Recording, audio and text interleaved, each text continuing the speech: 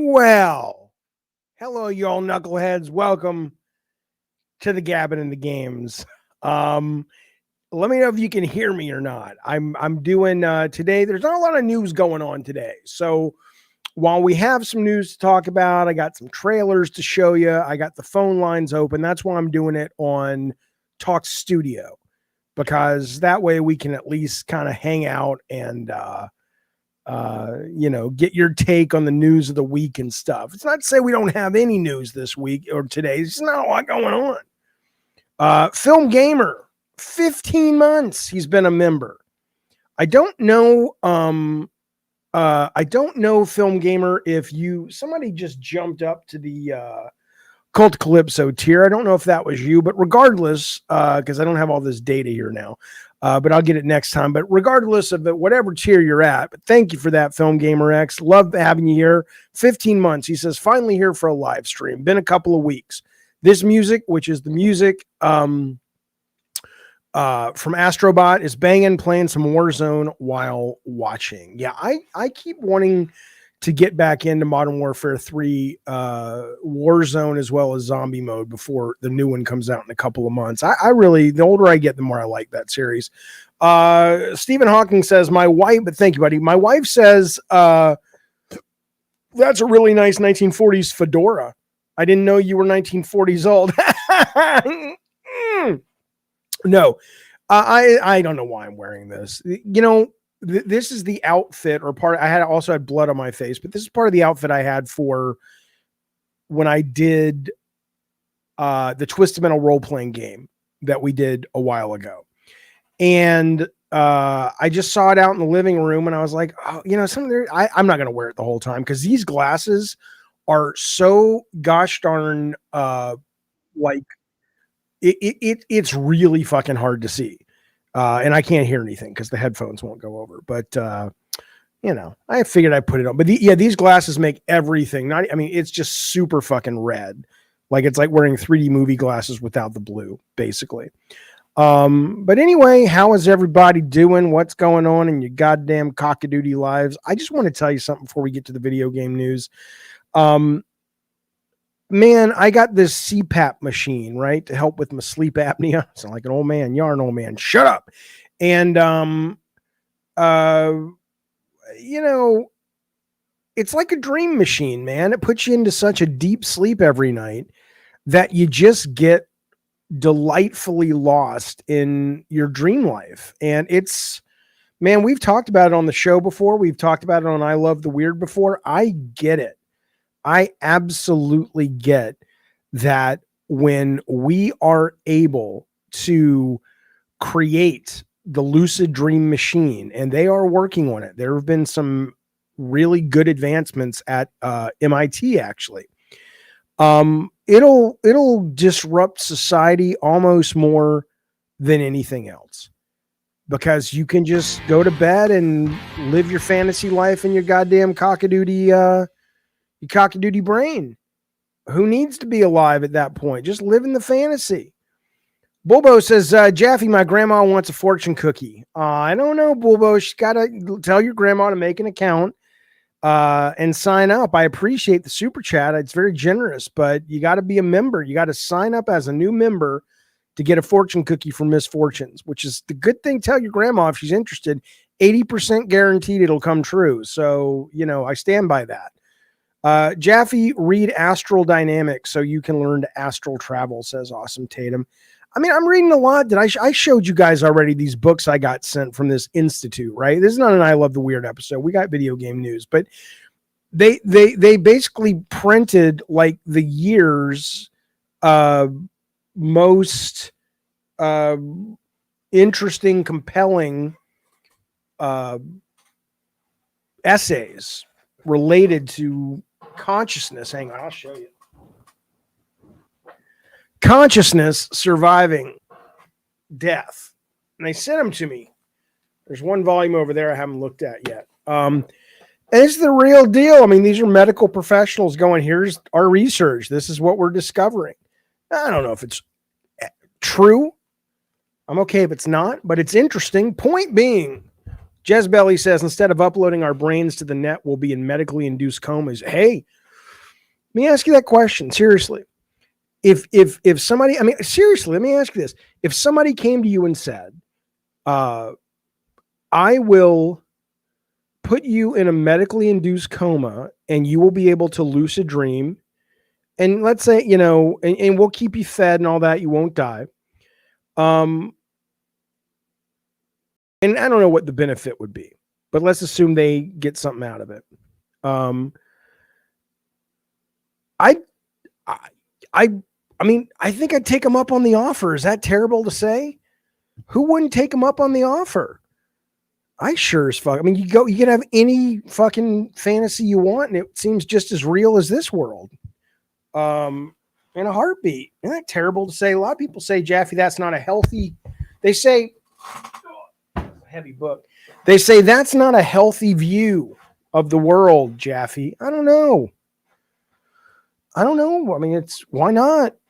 How hard are people out there grinding? They're getting up and doing the grind so they can make their money and buy their mansions and speedboats and yachts and all the. What's different about it? You just jumping ahead of the line. You're having that exact experience. When my CPAP machine is working, says Steven, it's amazing, but it has to fix the humidity in the house all over the place and it floods me out of the mask. Jesus Christ. Well, that's terrible. Lutron, hey buddy, if you don't get enough sleep, maybe there's a reason. I went and did a whole sleep study and everything. And they were like, yeah, man, you're waking yourself up about, 12 times a minute. Because you need a machine. We'll see. Anyway, how you doing? Hello, Robbo. Good to see you. Cypher did nothing wrong, says Jez Belly. Well, the only thing Cypher did wrong, you're talking about the Matrix, was she gave up the other guys. Or he gave up the other guys. If he would have been like, look, I'll stay in the Matrix, cool. But it's the fact that he fucked over his other pals is kind of what kind of brought the hammer down on all of them. So, but we're probably living in the Matrix. You see what NVIDIA said yesterday about their new graphics cards? They're doing the same thing that PlayStation's doing with not the same, but it's a similar thing with the artificial intelligence kind of taking a pixel and then extrapolating on that pixel what's around it. And it takes less processing power and it gives them amazing, at least this is what the CEO of NVIDIA said, gives them amazing visuals doing it that way. I mean, we're getting to the point where, I mean, seriously, if you've got AI basically taking the artist work and then extrapolating it and making it even more photorealistic, if that's your thing, come on, we're gonna, maybe I will live to see pure photorealism that is just indistinguishable from reality in terms of video game reality. So, but I'm pretty much convinced we're living in the Matrix. Listen to this, my dearest, delightful friends. Matty Piscatella over at the old NPD put a list up on Threads. And he's like, and I like he's doing this now. Every week he's doing this. It's the most popular games in America that were played last week. So it covers the top 10 most played games on PS5, Xbox, PC. Switch is not in there for some reason. Going to ending the week of September 7th. Would you like to know the top 10? I sure would. I saved this. I haven't looked at this yet. I wanted to look at it with you guys, but here we go. Number 10 is the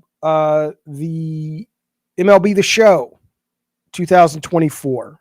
Haven't played it, probably never will play it, but I hear it's great. PS5, and that's on PS5. Wukong. Black Myth Wukong. That's hanging in there. Great game. Absolutely great game. A little too hard for me. That's hanging out at number 9. Black Myth Wukong.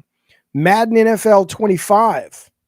Interesting. I bet the college one's going to be higher then, which I don't blame. I like the college one more. Number 8 is Madden NFL 25. Number 7, NBA 2K24. The sports, baby. MLB, yes, Carlos, is very much on Game Pass, yes. NBA 2K24 is 7. I guess that's the free one right now. And then the one you can pay for is NBA 2K25 is 6. Number 5, college football. Number 5, EA Sports College Football. There you go. Number 4 is Roblox. No surprise there. Number 4 is Roblox. Number 3, Grand Theft Auto 5 Remastered, aka Online. This is where the rubber meets the road, because this has got nothing to do with what's necessarily selling. This is what the kids are playing. And that's equally, if not more important. This is what is worming its way into their hearts that they're playing. Number 2, Fortnite. No surprise there. Look at that crazy banana going, I'm in Fortnite. He's all excited to be in that game, one of the biggest games ever made. Number 1 game people played last week was Call of Duty, all of them, HQ. So whether that's Warzone, the beta for Blop 6, the traditional Modern Warfare 3, that's Call of Duty HQ. So there's no Astrobot in there, that's for sure. I think Astrobot was out by the 7th. Maybe it hadn't come out yet. But there you go. So you got your top 10 there. MLB The Show, Wukong. It's nice to see a geek-centric. This is how it used to be when I started in the industry. You'd get 2 or 3 of the geek titles that would appear, and everything else would be the normie shit. It would be like sports and, racing and all that shit. So you got yourself number 9, Wukong, 8, Madden, 7, basketball, 6, basketball, 5, football, 4, Roblox, 3, GTA, 2, Fortnite, 1, Call of Duty.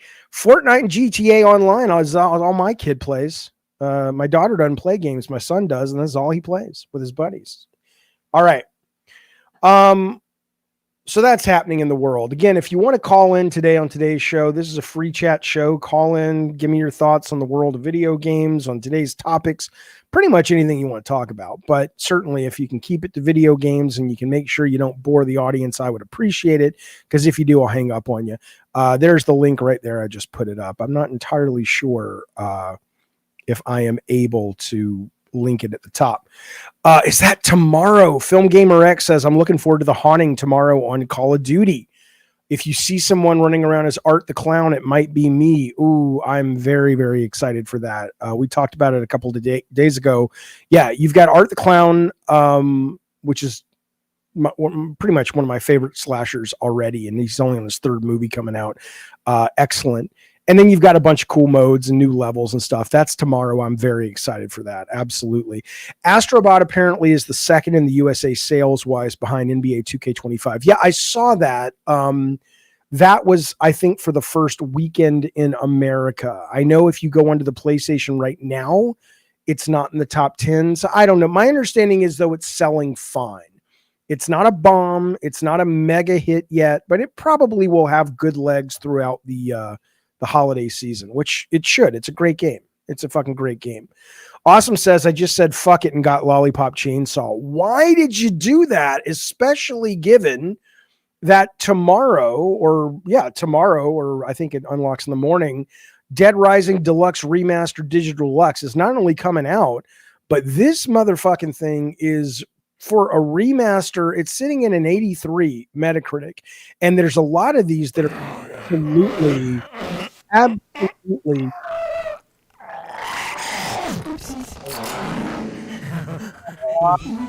baby. Yeah, baby. I need something to be happy. Just became a member. Thank you, buddy. I unfortunately I can never tell what tier people become members at. And I apologize for that. So whether you put in tons of ducats, you put in the diet, it doesn't matter as long as you're here and you're, I love that you're contributing. I'm just saying that I'd love to be able to sort of acknowledge your tier, but I can't because of this particular program. So, but thank you for that. Everybody give, I Need Something to Be Happy a little pickle tickle and his a little bit of love advice. He could use it tonight. I don't know if he could. I'm just saying that. A new jumping flash rests on the fate of Astrobot, says Big Bad AT. I don't know about that. I mean, what are you going to do with it? What are you going to do with it? Right? Jumping Flash is a wonderful nostalgia trip, but 10 minutes in, if you've replayed it, you're kind of bored, Jaffe, that damn game timer, though, ruins Dead Rising. I hate it when Japan put in annoying crap in their games like timers. Well, I will tell you, I've never played it. So I kind of know what you're talking about. It's like you have 48 hours to save the earth. I know it's Flash, but you know what I'm saying. But I don't know how much they've tweaked it. It says Gaming Bolt gave it a 90. Overhauled visuals, gameplay tweaks, and a bevy of quality of life improvements. I just heard some weird thing in my head. Come together in a spectacular return to the land of the living for Dead Rising. Whether it's your first trip or returning, it offers something for you. It's pretty good. It's pretty fucking good. It's a delight to play through. So I'm very much looking forward to this. The reason I bring it up, A, is because I'm excited, but also because I don't even understand. He does get a fortune cookie, Bobo. Yes. I don't even understand why you would go with Lollipop Chainsaw, because the reviews are terrible. People say it's buggy as shit. Wayne, you're saying Dead Rising got censored. Easy pass. My understanding on Dead Rising, and Eddie says it too, it's been censored so much it changed the story. Are you only talking about the time that Frank West in the game used to get bonuses for taking like panty shots, like erotic bonus photos? Is that what you mean by censored, or are you talking about something else? I hope you're wrong, Jezebeli. Jezebeli says, I can see the headlines already. Team Asobi hit by layoffs. I hope not. And I don't think, I mean, they're too talented to be let go. Tomorrow, Dead Rising. It's not coming to Game Pass, Bulbo. The thing about it is, though, the real question for me becomes, if you put that game out and it does well, but not delightfully well, what do you do with that team? Hopefully Sony says, we're not going to do the family thing because we just can't crack the nut and you guys are too talented to put something out that's not a big hit. Give them something more realistic. I don't even know if a platformer, like if you were to take a not super expensive graphics, but a bloody, violent, like 3D Contra style game and make it like a platformer shooter, do you think it's the platforming part that's also holding back modern audiences from this? Or is it the fact that maybe it looks like a kid's game? Because I think that team is clearly talented. There's no fucking doubt. I just wonder, what you would do to sort of go, okay, make something else like Astrobot, but let's try something more commercial. Eddie T says the Vietnam vet in the game is censored. He no longer says Viet Cong. He's a generic soldier man now. Why?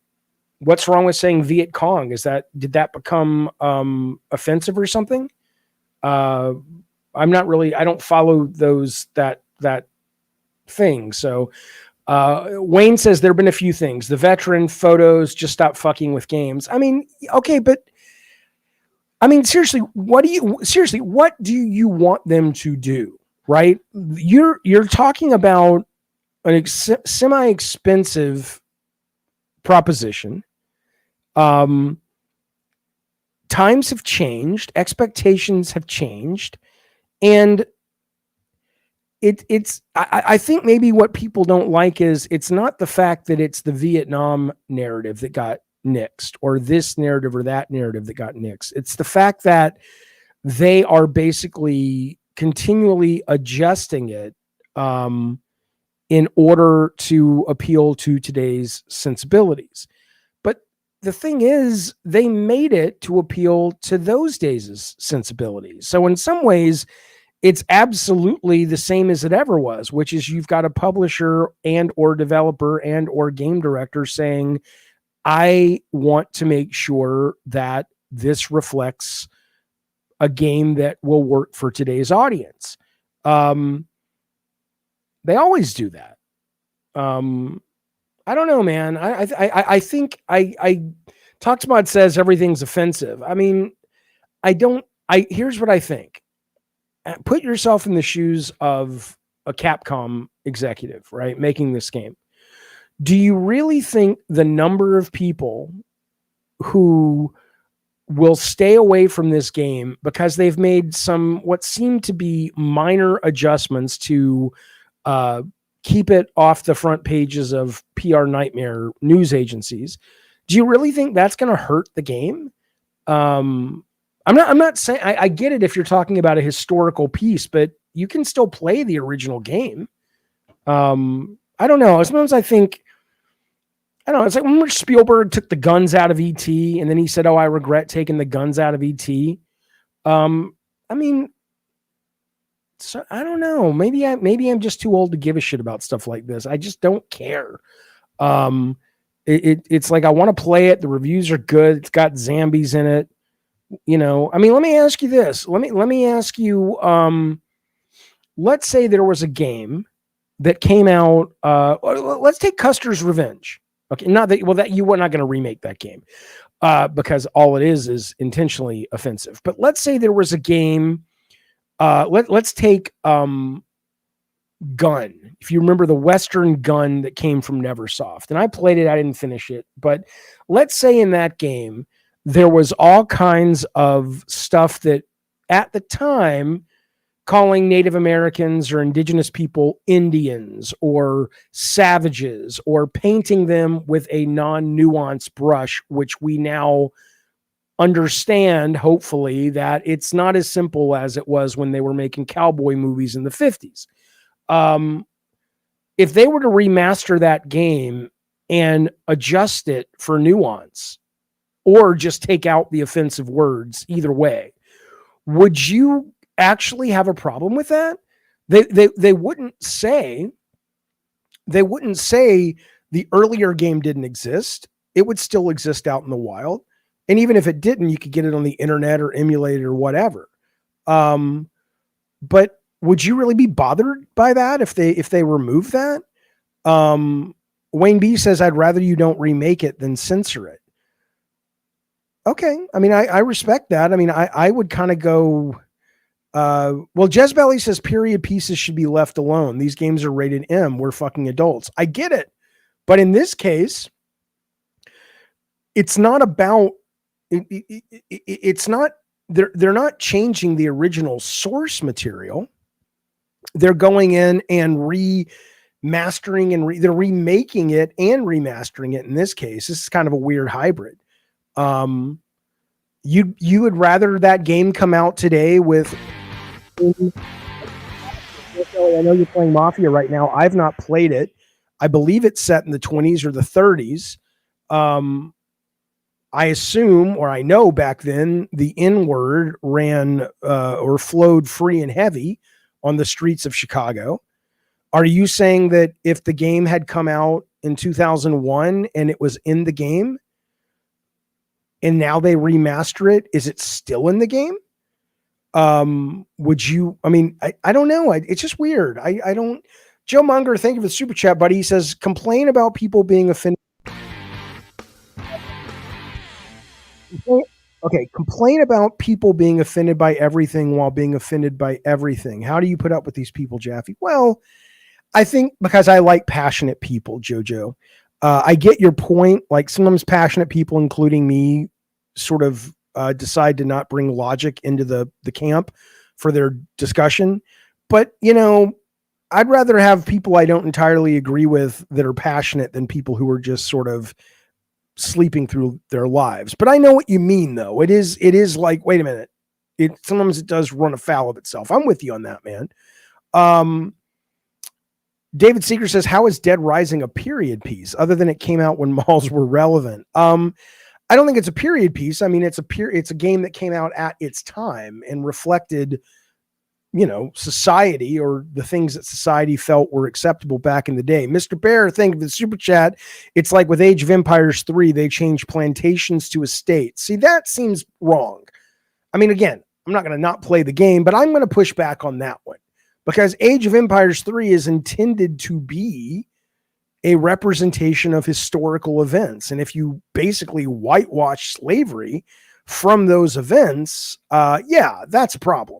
That seems running quite counter to what the whole essence of the series is about, is what I would say. Okay, so Jezbelly, you're saying the N-word is in Mafia and they remastered it and that word is still in the game.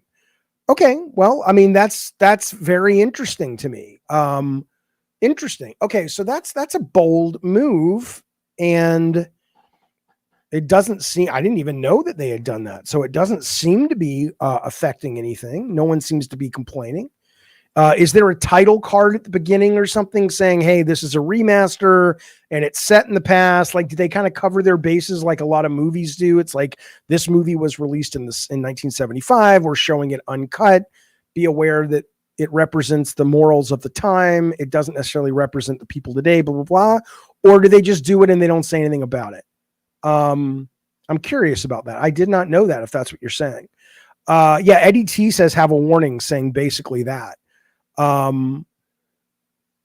It has tons of slurs in it, says Jess Belly. Okay.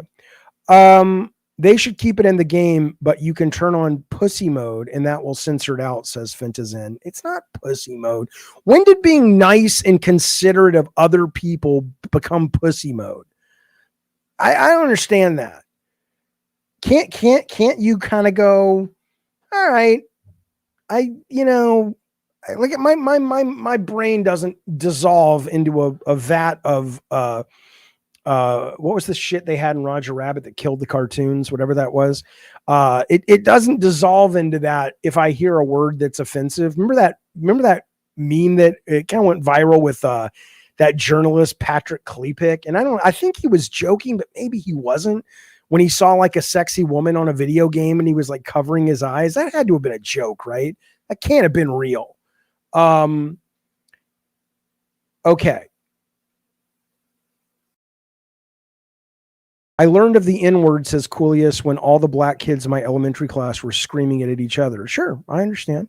Okay, Jezbelly says in Mafia there is a title card. Mr. Bear says nothing wrong with the N-word or slurs if it's warranted for the game's subject matter. Okay, again, I don't disagree with you in the sense that I think it's ludicrous if you... The problem is, okay, that the problem is these companies don't really believe what they're saying half the time about this shit is art. Like, they believe it and they'd like to believe it, but fundamentally they also, like, it's not like Tarantino is going to put out his next movie and chances are you could bet money there'll be the N-word up and down all over the thing. For better or for worse, depending on the narrative. And I get it. You guys and I come to games with a certain sense of expectation if it's M-rated. But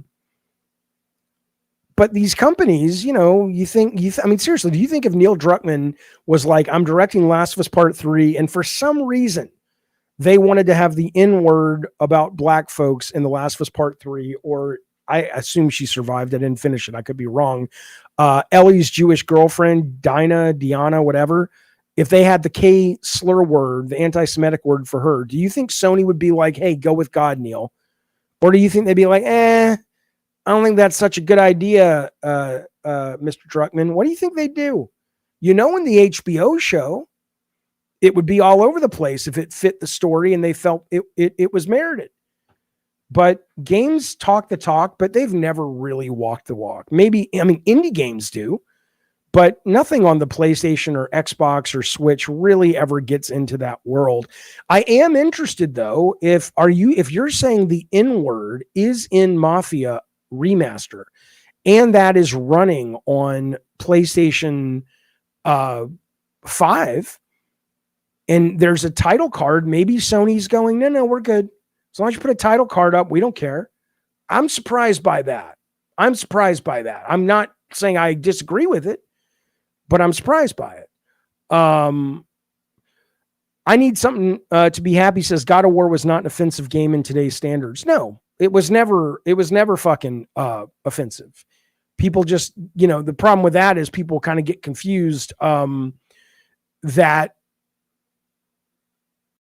over the top sexuality is somehow offensive. And no. Okay. David Seeger says he's playing Mafia 1 and there is no N-word. Well, Morgan's playing it. She was raving about it. She says there is. So I don't know what to tell you. Maybe she's playing a different one that you're not playing. Jezbelly. Jezbelly, what the deal? What's the deal? Seeger is calling you out. These are some fighting words. Anyway, the point is Dead Rising is out tomorrow. Oh, it's in Mafia 2, says Jezbelly. Okay. Well, you tell me in the comments. I'll probably snip this and make a standalone video. I'm curious. What do you think about it? Let's forget a remaster for a minute. Let's take a brand new game. If I wanted to make a game, let's say I was making a Vietnam shooter and it made sense historically based on my research and interviews with vets and all that to put in the slurs. And even though the slurs were, Eddie T says she has the pre-order bonus that has the N-word in it. Oh my God. Yeah. Order now, get the white supremacist version of Mafia. If I was making that game, and forget the reason why, but for me, it would be like, okay, it was a way that the troops, and hell, Stephen Hawkins in the chat right now, he's a military vet. And, it wouldn't surprise me if slurs ran aplenty when you're out there in the suck. That's what us veterans call it.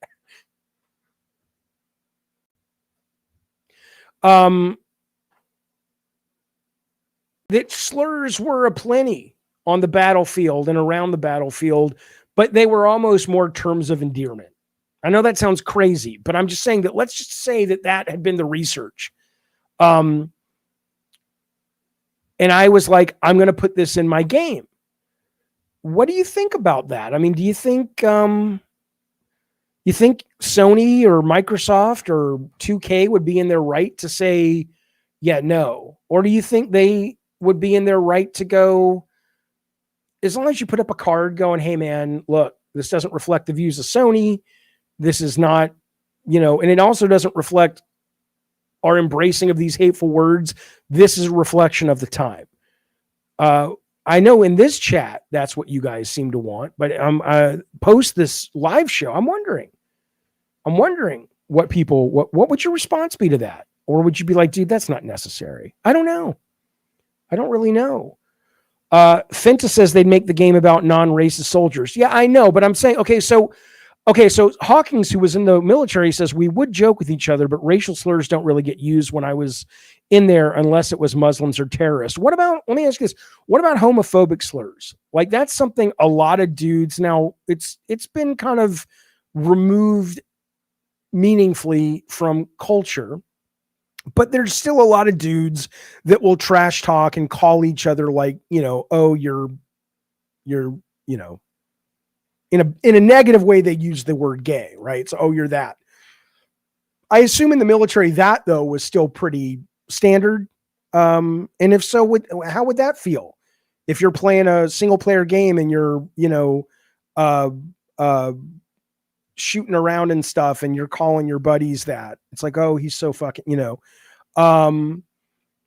that started changing when I was in, but was still there, says Steven, but I got in during Don't Ask, Don't Tell being repealed. Yeah. And I need something, says everything is offensive nowadays, especially with the woke campaigns. Yeah. I mean, you guys know how I feel. I struggle with it because I want people to always feel, if they can, as long as they're not assholes, welcome to the world.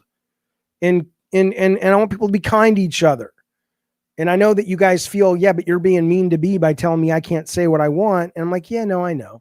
But why would you want to say that if it's been proven to hurt people's feelings? I don't know. I'm just here to talk about video games. Speaking of, Plucky Squire came out today.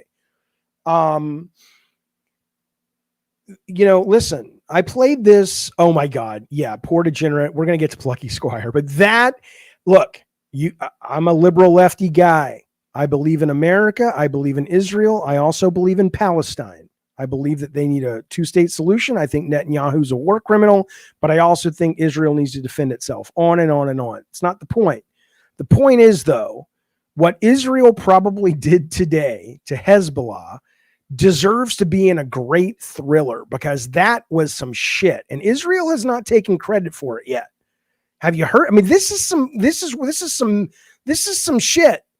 And if you haven't heard about it, I'm going to tell you briefly, because it's not about politics. It's about, fuck, that's a good idea. Horrible. It reminds me of a movie with Bruce Willis. I think it was Bruce Willis, came out a little bit after 9/11, where at the end of the movie, they were going the terrorists come over to America and they were going to blow up all these passenger buses.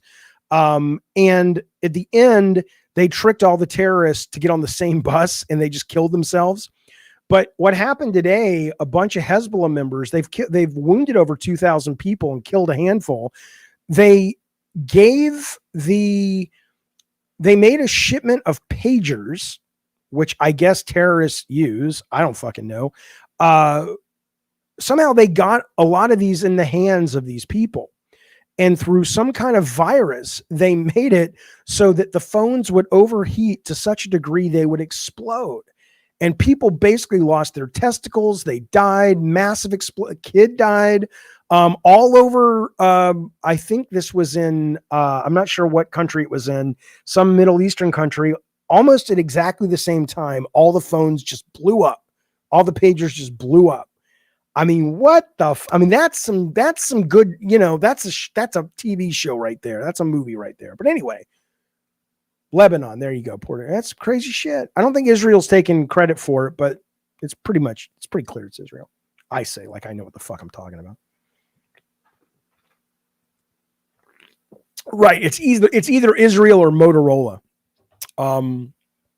Okay. Listen, Plucky Squire came out today. It's free, quote, free. If you are playing it on PlayStation Plus. I played it for members. It's up on the channel right now. We played for about 2 hours today. Kenny B joined. What does that mean when it tells me I just heard Kenny B joined? Who is Kenny B and why am I being told in my ear he's joining? I don't mind. Welcome, Kenny B. Did you like join the channel like as a member? Maybe it's on Twitch. I don't know what's happening. Point is this. It's interesting. This is a little bit of my playthrough. This is, there's a couple of games I wanted to talk about today that are like this, where you've got this just delightful art style. And that was probably why. Oh, it's the phone. Okay, hang on. Let me see. Kenny B joined. Hang on. Add guest. Okay, hang on. Kenny B, where are you? Why can I not? Oh, I know. Okay, I got you, Kenny B. I'll bring you in a second. I understand. Thank you for that, Jezbelly. I appreciate that education. So I'll bring you in a sec, Kenny B. Okay, so there's a lot of these games that get greenlit because of art style or gimmick. And I get it, because you need to stand out. And this is a game, and I'll show you in a second, where it goes from 2D to 3D, right? Now, what's great about this game is some of the puzzles are really clever, and they do stuff with words. I'll just show you one of the first ones because I don't want to spoil anything. But the whole thing takes place in a storybook. And so when Plucky Squire is able to literally take words and move them around and find them in the level. And when you change those words, it affects the level. That's really fucking cool, I thought, right? That's neat. Some of the in and out of the storybook stuff is really fucking neat, where he can take stuff from the 3D world, because the idea is he gets kicked out of his storybook and he's trying to get back, blah, blah, blah. And good to see you, David. Good luck with your class. And be joined. And what's cool about it is that, like, he might have to go get something in the real world to give to somebody in the flat world, right? And the narrative is really good, and there's a great little story going on. At first, it's a terrible story. You're like, this is so boring. But about 30 minutes in, you start going, this is a really clever story. I really, really like this. But it's surrounded by the most generic, dull gameplay, like moment-to-moment gameplay. This is like if it was just the game, the moment to moment meat and potatoes part of the game, I would give this like a 4 or 5 out of 10. But when you surround it by a lot more of that clever shit, at least so far, I've only played 2 hours, but it's not the world's longest game. It's like an 8-hour game. But when you surround it by the clever shit, suddenly you're like, okay, this might be worth your time. But the moment to moment stuff, as you can see here, it's really, and there's another game that was out today. But by the way, I mean, critics are loving this. This is sitting at an 85. Let's refresh. Maybe it's changed. I don't think it's an 85. I think this is a game that's like a good solid 6.5, 7 out of 10. And I think there are some amazing ideas in it. It's on PS Plus. I recommend it. If you're into just unique, interesting shit, you may fall in love with it. Some people, these critics clearly liked it more than I did, but I did think it was absolutely filled with really, really cool shit. Another one that came out today, it's not that it's bad, Addy Pie. It's the only thing that's bad about it is the base moment to moment gameplay. but that gameplay continually runs into really clever stuff, whether it's narrative or gimmicks of design or the 3D, 2D stuff. And that's charming and delightful and innovative and creative. And so it's really, it's a tough game to judge, because as a full package, what I think will happen is, if you, I don't know what it costs, but if you buy it full price, let's say it's a $35 or $39 game, I think it's one of those games that after the cool stuff wear off and you're just left with the game, it's like, yeah, I'll finish it. But it's not, it's nothing, there's like 4 stealth sections, like right here. Like there's nothing fun about this. It's just kind of dull. You just got to, you've played this 1,000 times. There are these little shrubberies here that you break to get coins or light bulbs, but it doesn't feel good to hit the shrubberies like in Zelda. So it feels like a chore. Every map you go to, you kind of feel like, oh God, let me go clear this map of shrubs to make sure I get enough currency light bulbs to buy a new move for my sword. Right. It's a lot of shit like that, where you're just kind of left going, the moment to moment really needed. Like, this is a game that feels like it was a tech demo or an art demo. And then they're like, we got to come up with a game. And they did, and it's fine. It's inoffensive and it's fine, but it's not anything super duper special. This one, believe it or not, is a little bit more impressive. This game just came out today. I was playing the demo. I think I'm going to buy it. It's called Jutaro. It is literally a game made. It's a weird fucking game, this thing. It's made with action figures and clay and stop motion. Clearly, it's a game that started with an art style, and then the guy's probably like, I guess I should put a game in here, right? The game so far is kind of like a more linear 2D Zelda game, but it's so weird and unique in terms of the world, and it's not that the moment-to-moment gameplay is that interesting, but it's very strange. Like, it's a weird fucking game. And it's set against, I think, like Celtic myth and all this stuff. I think it was made by 1 or 2 people. A lot of the characters are like beautifully ugly. The monsters are just, look at this. It's strange as fuck. It has me in its embrace more than Plucky Squire. I think just because it's so surreal. I don't think it's meant to be horror at all. It's just weird. It's just fucking weird, this game. But these are just 2 really interesting visual games that clearly, I mean, this is the reason, honestly, that I get as a one-time designer and a lifetime gamer kind of frustrated, because I'm like, it's so hard to talk about design, and people say they love games, but game design is an art form. Game design is the art of being mindful of what the player's brain is doing when you provide them challenges.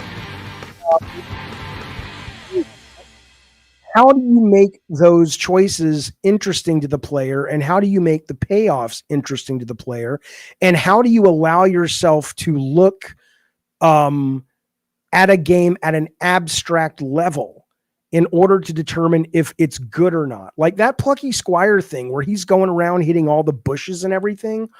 Oh my goodness gracious. If you would have said, take your art style out of it, take your story out of it, take all that, and just ask yourself, is what you're asking the player to do, go to map to map to map screen and feel the OCD compulsion to hit the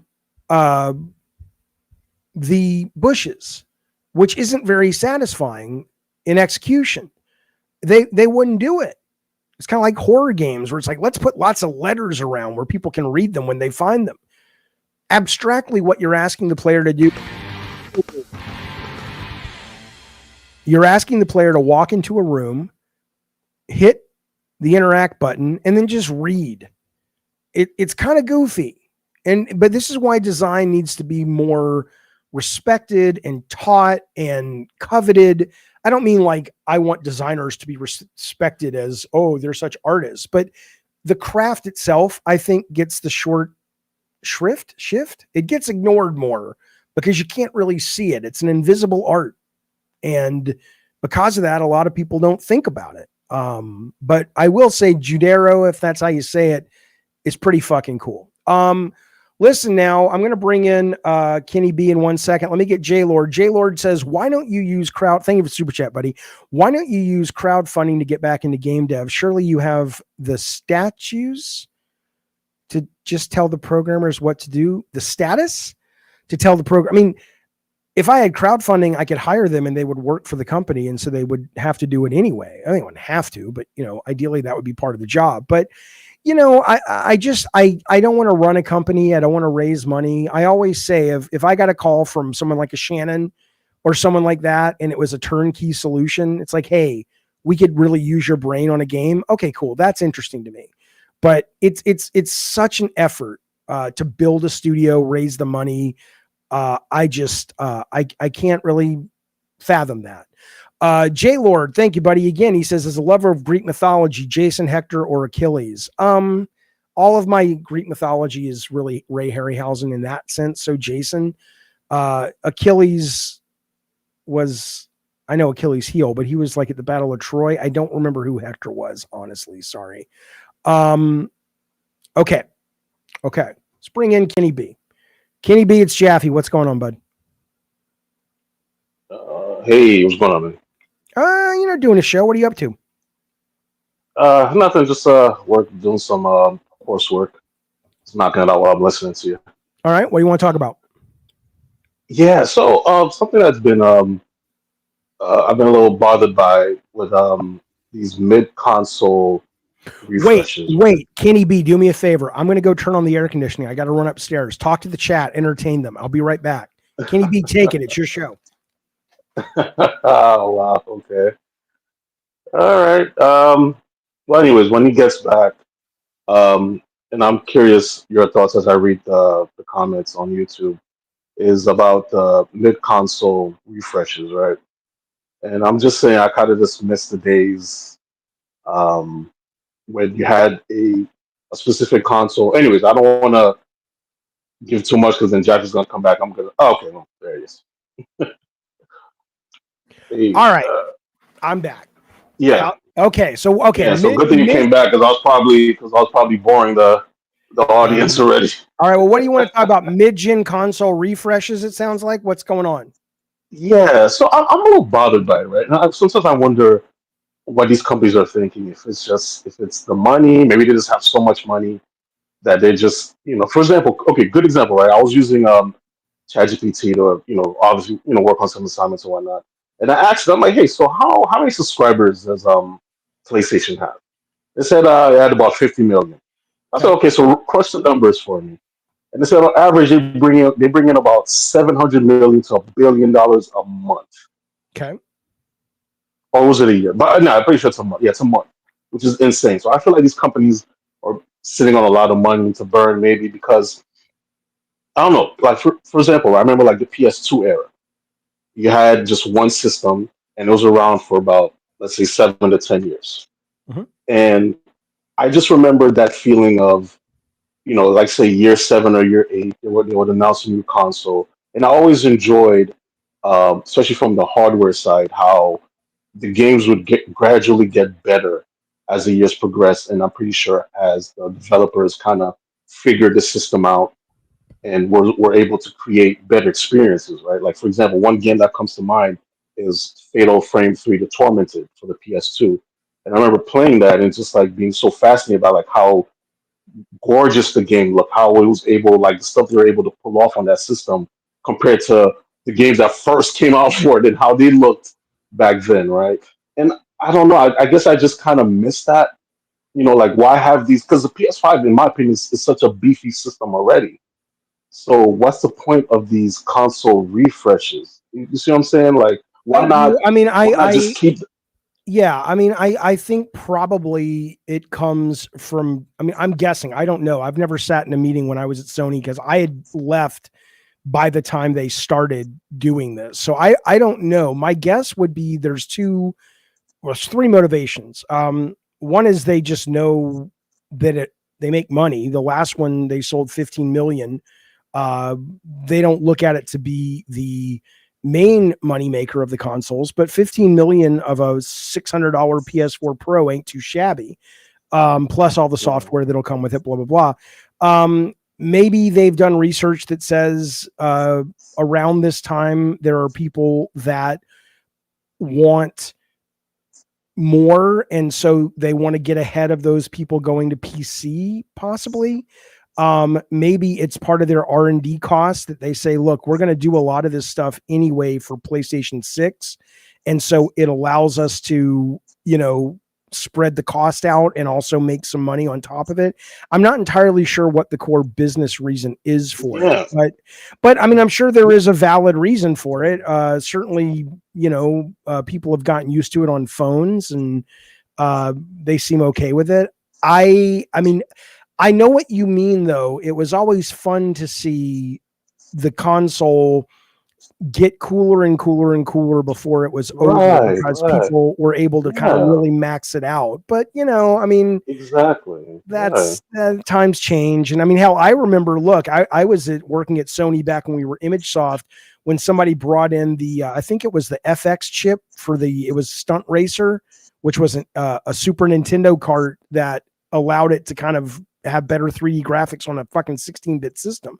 So, I mean, there's always been a little bit of that, but it sounds like they don't go after the main audience. The main audience is going to be fine with their PS5s. I think the bigger issue with PS5 right now is they're just, there's not enough games on the goddamn thing, right? It doesn't mean they don't have any games. Really? I don't mean they don't have games. Well, I have a PS5. I was playing it today. I'm not opposed to it, but I mean, like first party original games. It just it almost feels like something I bring out when something special launches. But again, I mean, I'm on PC most of the time, so I get that that's not that's not everybody. So I mean, let me ask you: are you planning on buying it? No, I don't plan on buying it.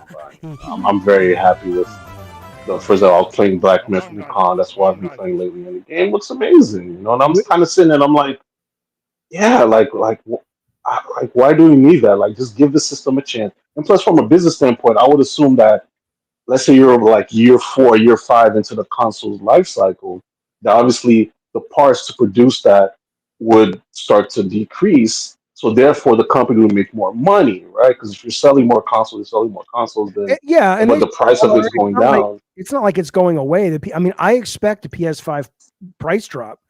I think they need to put one. I mean, think about that.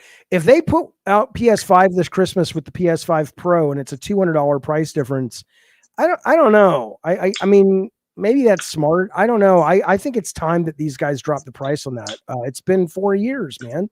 I can't speak with any real authority because I'm not the audience for it, right? I mean, I literally, if you're looking at your screen, I mean, this is the game. I spent time, hang on. I'm assuming that's on PC, right? That game you were showing just yeah, it's on PC. So I mean, I was playing that today.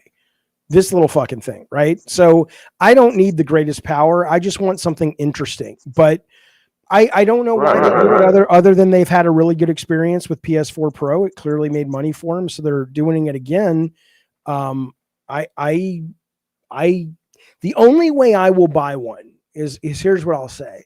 Is if Grand Theft Auto 6 apparently runs like shit, which it won't on the PS5, and there's no announced date within like 6 months of the launch day for it to hit PC. At that point, I'll bite the bullet and get a PS5 Pro because I want to play that game. But short of that, there's no fucking way. There's no fucking way I would do that. I don't see a reason to get that new system. I just think it's a bad business decision. Well, I don't. I mean, PS4 Pro suggests maybe that it's not. Because there are a lot of people that are going to buy it. I mean, PS4 5 Pro did well, but I mean, 4 Pro did well. So, but we will see very soon, right? I mean, we'll see in a couple of months. Yeah. So, all right. Well, maybe I'll see you on the battlefield of Call of Duty because that's how we talk. Because you and me are veterans, man. We're in the suck together. Yeah, we're in the suck league together. Goddamn right. All right. Be well, sir. Thanks for the call. All right. See you, dude. All right. If you want to call in too, like Kenny B just did, I will put the link up in the chat. In the meantime, let me get some of these super chats. And I do owe some people in a minute some fortune cookies, but hang on a second. We have, where did it go? We have Mr. Bear. Thank you, buddy. He says, unpopular opinion. Consoles need to die off. PC I love is what he says. It's an unpopular opinion, but they will die off. PCs will die off. I mean, ultimately, you're going to be streaming. You can already stream desktops to a potato PC. You don't need the power in your home. You just don't. Now, some people for games still do. A lot of people still do. But, you know, I'm not going to get into a big GeForce Now pitch. I do those all the time. I wish they paid me. Trust me, I'm no shill for them, but I love that shit. And what I'll tell you is, you know, once you've experienced the magic, yeah, why would you ever want anything but? Absolutely. I bought Space Marine 2 last night. I'm going to be playing it maybe today or tomorrow latest. And I immediately I bought it on Steam and I immediately went, you know, to install. Then I stopped myself, said, wait, cancel. Why am I installing this? Like, I don't have to install games anymore. I don't have to update them. I don't have to do with drivers. It just works. As the kids say, Texas lean, you'll so-and-so. Texas lean steps up to the plate. I need to figure out what plate you've stepped up to, though, because I want to be able to say thank you guys for the tiers that you sign in at, and I can't tell from here. So I'm going to check in a minute. But in the meantime, thanks, buddy. Thank you for that subscription here on the channel. It is very important. It is very generous and kind. And I owe you and one other person that I'll tell you in a second a fortune cookie, and I'll get to those in just a couple of minutes. But let me sign in here real fast because I want to see who you good folks are. Come on now, dashboard, give it to me. Give it to me, motherfucker. And yeah, Jesus, Jeffy, shut up. No, you shut up.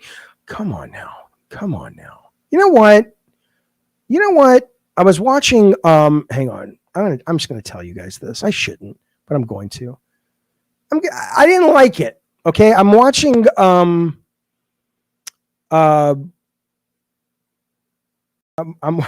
watching the latest, I think it was Constellation on Colin's channel. And I think we all had a great time at the show in San Diego. But at one point, Colin says about me, he says, Jaffe's a very strange man. And that didn't sit well with me. I didn't take it as an insult at all. But I was just like, do people think I'm strange? Maybe that's like when the Republicans don't like being called weird. I don't know, but I didn't like it. And now I got to think about why I didn't like it. Do you think that's just me being sensitive? Or do you think, like, what is that? What was that? Did you hear that? I haven't talked to Colin since I got back to town. I'm going to call him and say, what's the deal? Why am I strange? He's like, well, how much time do you have, Jaffe? I'm like, yeah, I know. Hang on. I'm trying to. Okay, here we go. Okay. I got it. Texas lean. And it doesn't tell me. It doesn't tell me at what level. This is bullshit, guys. I'm sorry. One moment. Dashboard home. That's what I need. That'll give me all the data we need, kids. Maybe it's just not working. All right, let's keep going. I'll look at the chat. Sorry, fellas. Let me go down here. I apologize. Jaffe, would you call yourself normal, says Jonathan. No, probably not. Addie Pie says you are very strange. Yeah, I know. But you know, we all wish we could be maybe more normal, but I don't really want it because basically it would be this. It would be, well, I could be normal, but then I would have to change and I don't want to change. It's like, yeah, because you're weird. I know. Shut up. Okay. Listen, I need something. Thank you for the super chat. He says, Jaffe, don't you think consoles and hardware capacities nowadays are not exploited to their maximum capacities and beyond like the PS2 was? Well, I think like the caller just said, I think it's a great point, which is back then you had to squeeze every ounce out of that stone, but now you can like, oh, fuck it, flip a switch. We're going to PS4 Pro, PS5 Pro. We're, so, but again, guys, I mean, I here's what I really think about all of it. And I appreciate there are people that are into it. I think that's great. But what I would say is I think that we're in a time where a lot of people spend way too much effort and energy thinking about this stuff and caring about this stuff and not enough about the games. I think and I don't mean this in a cruel way or a mean way at all. I don't know these people. I got nothing against these people, but I think the influence of Digital Foundry has been bad for the hobby.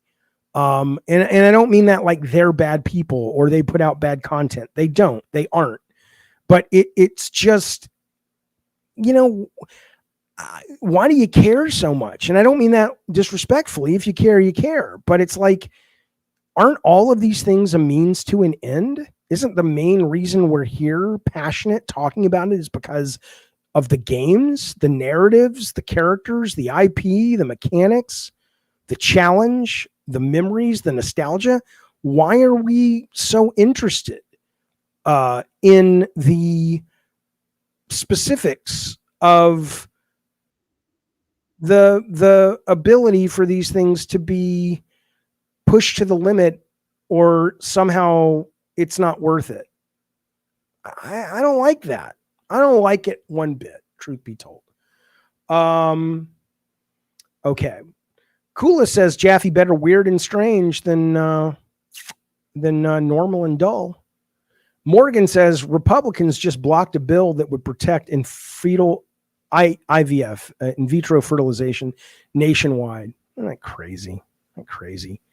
Okay. Okay. Morgan says I care about optimization and frame rate. Sure. Yeah, I get it. That's kind of different though. All right, let me bring in Adam Blue. Adam Blue of the Blue Man Group. You got a show. I was on your show once. You're a YouTuber. What's going on, man? How's things? I met one of your friends at the Collins show. Actually. Yeah, Ian Hansen. He's a member. Yeah. Good fella. Maybe I can get a cut of that. He's an old good bloke, that fella.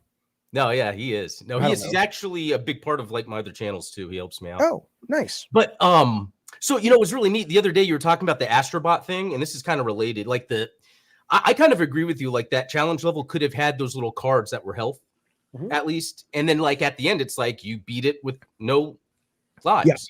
Anyway, Dragon's Dogma too. Did you hear about the casual mode? I did. They just put that out. That's right. Yeah. So real quick, a couple things that was interesting. Let me grab that because I actually have so reduced inn fees for staying at an inn, and then reduced price of fairy stones. That was something I think. It was a big deal. A lot of people complained about the ability to. If people don't know, if I remember, I haven't played it in a while, but the stones allow you to fast travel, basically. Yeah. Right. And this was the game. If you guys remember, the designer was like, the world should be interesting enough that you don't want to fast travel all over, and so that was sort of a point of differentiation, but certainly a lot of people had a problem with it. And so the casual mode's fixing that is one of the main things. I don't think they said they're making the enemies easier though, are they? No. Other things would be like your weight, for instance. It makes it, you can carry more stuff without having to worry about the burden of that. Pawns will recover from the dragon's plague, whatever. And it's a lot of stuff that I think is pretty neat for trying to, at this point, get more people into the game. I agree. And I'm looking at Gnawdog's chat where he says it was a complete fail. I really liked Dragon's Dogma 2. I mean, it's in my top 5 of the year. Yeah, I didn't play the first one. So maybe if you played the first one, the comparison is where it falls apart. Like, oh, dude, it's terrible if you compare it. But I don't have anything to compare it to. But The biggest problem I have, here's the thing I loved about it first, and it buttresses up against the thing that bothered me the most about it. And I don't know if they've improved this, which is it's the first game where the AI make me feel like I'm really going on an adventure with other people. Because usually when you play a co-op adventure game like that, you bring the real world into it. So it's like, hey man, how's your mom doing? Oh, she's good. Hey, don't forget to tell your sister to call, whatever, and it destroys the sense of immersion. But these AI, I think, perform so well that you're not like, oh my God, your pathfinding is shit. And they stay in character. I love that about this. Yeah. Game. I mean, I kept hearing from them, why are there all only women in the group? And I'm like, oh. That's how I roll. I wanted to put women in the group. That's more fun. Yeah, and that stuff was cool. The first one did it, but this carried it forward even more. So the one thing I wish they would have added though is, I mean, ideally they'll add AI NPC communication, because they really only had about 8 things they said. And if I had to put up, and they never really matched, like you had this old wizard or this young warrior, and it's like, oh, hello, indubitably. And I'm like, what the fuck is this? And he kept saying the same shit, but I really liked it, man. I thought it was good. Yeah, no, definitely. Another thing real quick, kind of talking about a few things you were discussing before when it comes to like gaming in the future. Like, it's amazing to think now what games I can play on a phone. And I think sometimes we don't think this into the future. Like, there's this Snapdragon X Elite. So it's like it's a laptop CPU, but it doesn't have like a GPU. And it's able to play Baldur's Gate in 4K. And it's a Qualcomm CPU. So it's like, this is telling me that, yeah, like consoles for this is a laptop. They're saying it's not a laptop. Like, they say it's not a laptop. I don't know what that's supposed to mean. I'm looking at it. It's Snapdragon X Elite. It's a series of laptops. Yeah. You're saying it's a technology that will be put into phones? Yeah. So it's like, if you look at the way that laptop is able to work, it makes me think, yeah. You need, by the way, Echo because it's sharing the. I'll fix that. One second.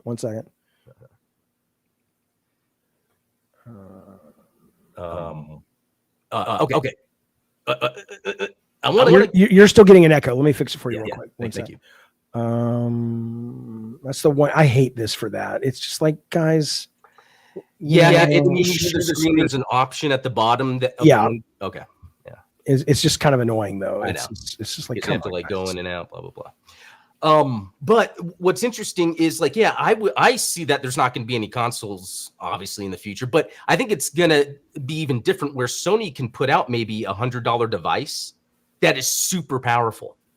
You know what I mean? Like, I feel like it's less going to be about getting people to buy hardware and more about just having people on their platforms and services. So why not deliver a super cheap piece of hardware in the future that actually can do everything? And I think it's gonna be like a merging of like that plus just streaming where people can. Yeah, I mean, I think ultimately you're not going to have the need to have the power, because the power is going to exist in some data center somewhere. But Sony, though, like the CEO or I may not have been Ritoki Hamoki Koki, but it was one of these guys yesterday came out and said that we're still all in on console and that's our bread and butter and we're not going anywhere from console. And, say that. Listen to what happened when Microsoft was saying. Right. And then they'll be in as long as it makes sense to be in. And right now it makes sense to be in. But fundamentally, I mean, you can really feel like a moron if you live in the echo chamber of the internet core gamer mindset, because it doesn't take any real intellect or ability to read the tea leaves to look outside of that and see what the new generation and how they're engaging with technology and go, okay, the days of the SNES kids and PS1, 2, 3 kids, those are over, and they're coming to an end the way how we consume games. And I think that's exciting. I do too. But a lot of gamers get very upset about that. And they get mad at me about it because I'm like, dude, I'm just telling you what I'm seeing. I don't have to be right, but that's what I see. And my kids, their friends on the media. I've got kids and they have PCs.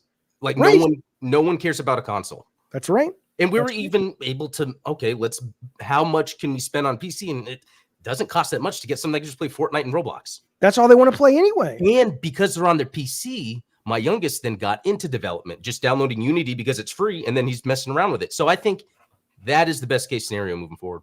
How old is your youngest? Like, 11. Okay, so this is okay. I was going to do this later, but this just story came out today. Can you see my screen? Oh yeah. So this is Unity brings stucked UGC tool to web platform. Now, if he's already learning Unity base, he probably wouldn't be interested. But even that though, this is I'd never heard of Crazy Games, but it's kind of like a web browser version of Roblox, right?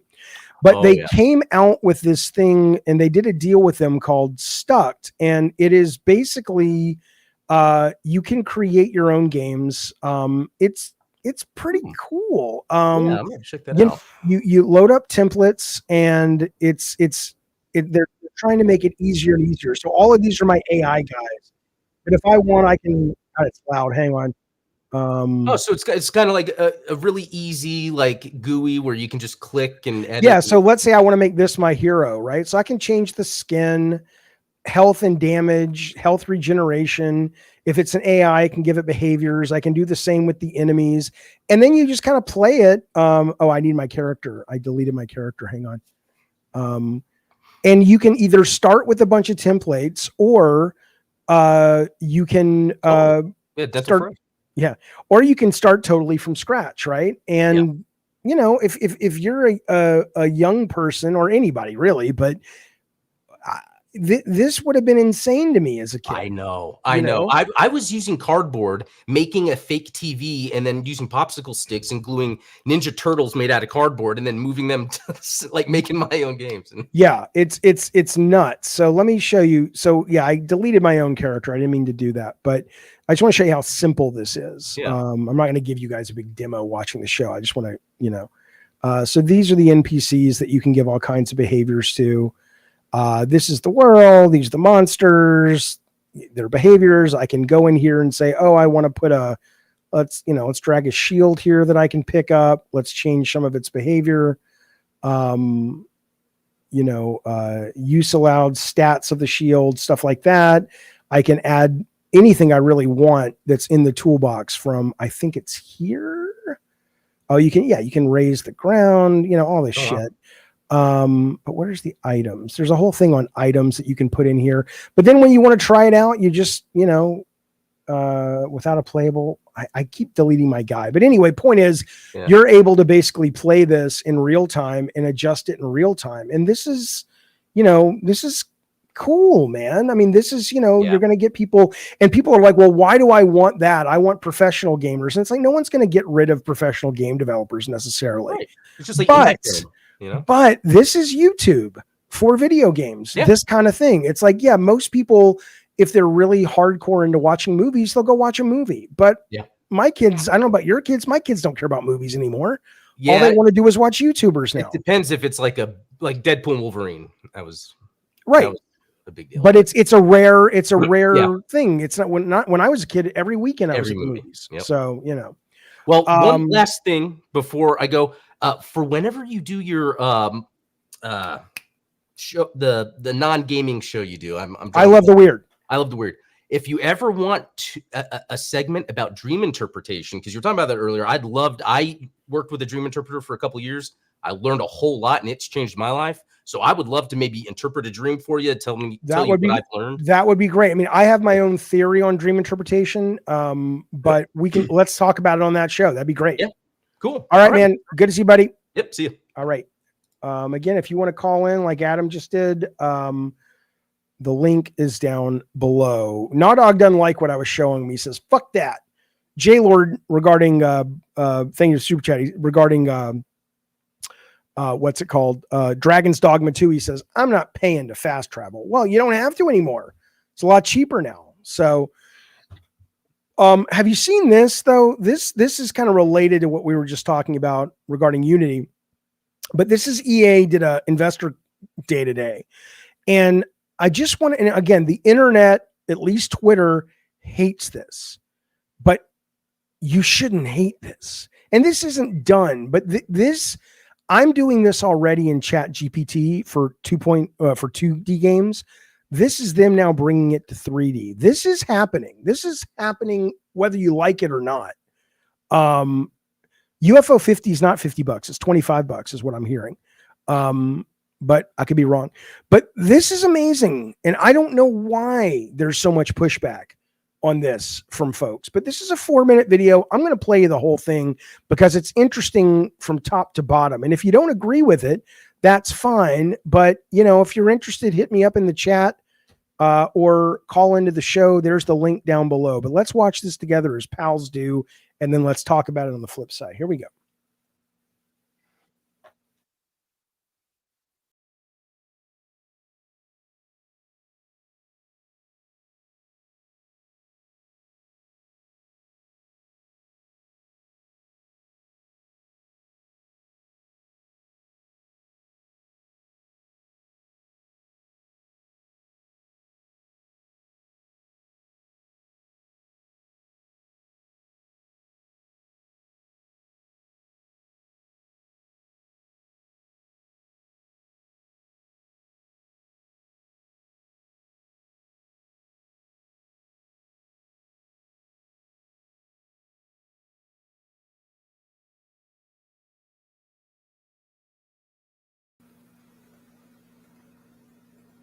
You guys need sound, don't you? Sorry, fellas. Let me do that for you real quick.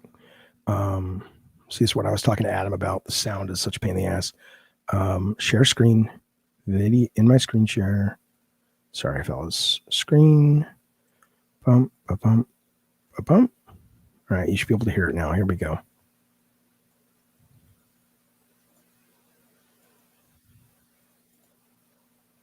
To bring this to life, let me show you a concept video that stitches together some of our more exciting experiments in service of imagination to creation. Let's take a look. Hey, what if we made a game out of cardboard boxes? Yeah, let's do it. Make a maze of cardboard boxes. What do you think? Not bad. But maybe a little too simple. Make it more complex. How's that? What if we make it multi-level? Whoa, let's give that one a go. That's cool. All right. Who are we going to play as? Make 2 characters with weapons. I want... Okay, let's see. Here we go. I like this one. Not Now that my one. weapon of How about- choice. Ooh. Not bad, not bad. Okay, that's cool, but how do we fight? Show me 1v1 combat options. It should be a death match. Right? Here I come. You gotta find me first. Wait, what if we made it so we could only die from a grenade? Oh, now I'm definitely going to win. Add a rule that you can only die by grenade. I'm almost there. I've got something for you. Almost got you. Nice try.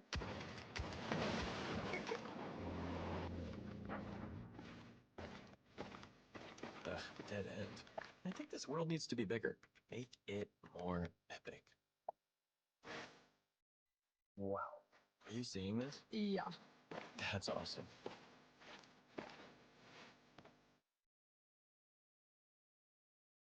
Let me take a moment to describe some of the more transformative elements embedded in the video you just saw. What you saw was an illustration of 2 friends jumping into an open sandbox and then creating a new world made of boxes in real time without any coding expertise and in a matter of seconds. They then quickly shifted to remixing existing elements from their favorite EA games, asset libraries, databases, and communities, elements like characters, weapons, gameplay systems, and logic. Even here, the incredible thing is they were able to do this instantaneously using nothing more than natural language. This remixing of foundational elements would not be possible without EA's massive proprietary dataset, which includes hundreds of thousands of high-quality 3D assets, millions of lines of code, billions of gameplay hours, and trillions of telemetry events. This is all invaluable data as we think about the training of our own custom creation models. And our dataset grows by the minute as we're a digital life services company with millions of daily touchpoints with our communities. Now, going back to the video, once the players you saw, they were happy with their initial creations, they started to play, and they were able to rapidly iterate on the fun as they went along. Ultimately, by the end, they created a social game experience, one that started with our AAA content as a foundation, but that quickly took on a life of its own, beyond something we built. Over time, you can imagine these same players and others like them continuing to build in, around, and beyond EA's foundations, maybe even creating experiences that become the basis of entirely new chart-topping IPs. This would represent a new level of symbiotic relationship between our own developers and UGX creators, and one with our own IPs being the launch pads for new experiences and businesses. We hope this gives you a taste of our vision for the future of UGX, a world of true imagination to creation. And we're well positioned to execute on this vision. Our confidence is rooted in our leadership in a few areas. Beyond our vision, these areas include game development, technology and AI, and what I briefly mentioned earlier, data. These are all core ingredients for the future of UGX, and also happen to be the core strengths of our company. Okay, so yeah, Lutron, I love that. That's true. All right. So I'm curious, and like I said, if you want to talk about this, there's the link. What I'm curious about is, so Jeff Keighley, Keighley posted this earlier today, and there were a lot of people saying it's cool, but there were a lot of people that were shitting all over it. And I'm going to try to keep a very open mind here. Let me do my best to reiterate what this is as I see it. Now, what he showed was, or is, a proof of concept. It is not that yet, right? It is, there's elements of it working. Like I said, you can go in today to ChatGPT and say, let's make an Asteroids game. Let's make a Pac-Man game. And you can pretty much do this, but it's a simple game. But Roblox has been playing with this. A lot of people are messing around with this. EA is not the only one. Where EA gets a bit of an upper hand is that, like they said, they have all of this data and all of these assets from decades of content that when you say, make me a level with cardboard boxes, you don't have to then go into a video or an image generator that makes 3D models and make the cardboard box. It's just like, here you go. Here's what we used, 8 years ago in Battlefield or whatever, right? And so these characters and these weapons and stuff, this is more of, like Toxmod says, EA Roblox, where this in and of itself, this is, user-generated content games when they're this easy to do. All you need to really do, and maybe there will be one that really connects with core gamers sooner than later. I hope so, because there is something pure and fun about just going online and seeing a buffet of games that really don't have the marketing and don't have the sex appeal, but it's like, holy shit, that's cool.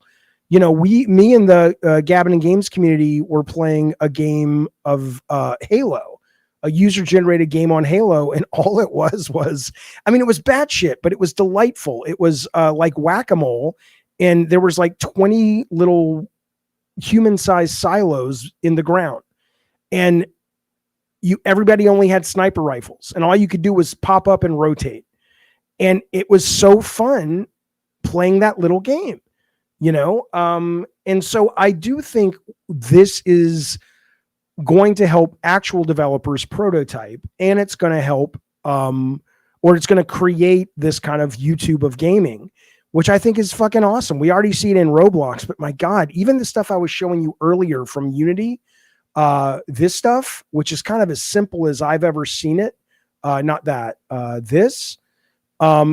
this stuff is way more complicated than what we just saw EA doing. You're just talking about it. Yeah, it's like PC mods without the hassle. So here's my question to you guys. What I don't understand is, why do you think, because obviously I'm excited about shit like this, but why do you think this is generating such disdain on, like, when Keighley tweeted about it? Like, what is the problem with this? Hang on.